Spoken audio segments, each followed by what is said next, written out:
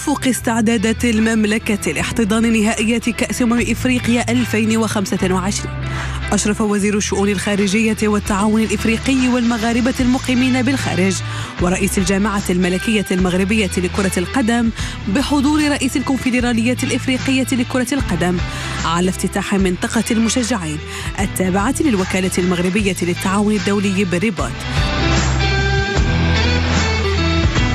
الحي الجامعي الدولي التابع للوكالة المغربية للتعاون الدولي فضاء يجمع بين جدرانه أكثر من 80 جنسية في مشهد إنساني فريد يعكس ثراء القارة وتنوعها ويجعل من المكان نقطة التقاء للثقافات في قلب العاصمة. عرفت المراسيم مشاركة للطلبة والخريجين الدوليين في أجواء احتفالية طبعتها قيم الأخوة والتآزر وروح الانتماء الإفريقي.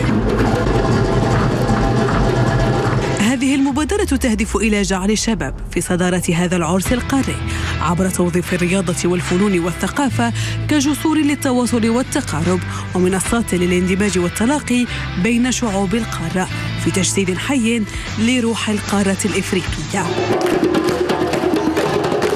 وتندرج هذه الخطوة في إطار الرؤية الملكية السامية لصاحب الجلالة الملك محمد السادس نصره الله الرامية إلى بناء إفريقيا متضامنة وصاعدة قوامها التعاون جنوب جنوب وترتكز على تمكين الشباب الإفريقي باعتباره رافعة الحاضر ورهان المستقبل.